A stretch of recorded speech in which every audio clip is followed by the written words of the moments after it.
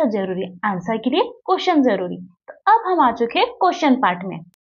So this is a university question paper जो 80 marks की है, जिसमें 6 lengthy questions and 4 5 mark question करना कंपलसरी है।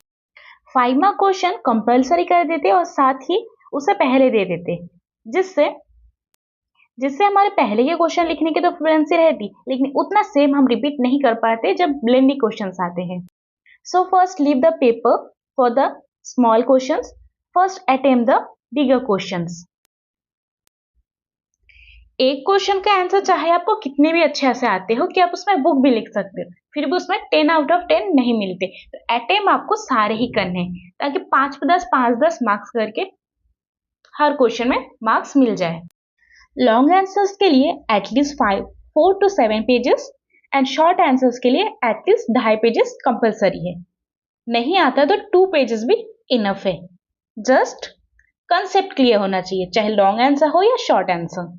इन सब के अलावा सबसे बड़ी दिक्कत आती है टाइम। 15 मिनट्स हम अगर रिव्यू के लिए रखे तो बाकी टाइम में एटलीस्ट 15 मिनट्स में लॉन्ग आंसर्स एंड 10 मिनट में शॉर्ट आंसर्स कंप्लीट होने ही चाहिए। Then only you can write all the questions. दिक्कत वहां नहीं आती जहां ऑलरेडी चीजें लिखा होता है, जैसे मीनिंग, फीचर्स, मेरिट्स, डिमेरिट्स, क्या क्या लिखना है सारे यहाँ पे कंप्लीट लिखा हुआ है। प्रॉब्लम्स तो वहां आती है जहां पे सिर्फ और सिर्फ ये 1 पॉइंट लिखा है, उसके अलावा उसके अंदर क्या लिखना है वो नहीं। तो यहाँ पे मीनिंग डेफिनेशन वाला जो मैंने रूल बताया था वो आप कर सकते हैं। लेकिन हाँ, टाइप ऑफ पॉलिटिकल पार्टीज ऐसा जब क्वेश्चन दिया गया है तो उसमें सिर्फ और सिर्फ टाइप्स लिख के नहीं आना है। सबसे पहले आप स्टार्ट करें इंट्रोडक्शन के बाद आप लिखें कि पॉलिटिकल पार्टीज क्या होती है। सेकेंड, उसके डिस्टिंक्शन बनाएं, 2 पार्ट बनाइए। उसके बाद लास्ट कंक्लूजन, जिससे आप एक कंप्लीट आंसर बना सकते हैं जिसमें डिफरेंशिएट करना हो।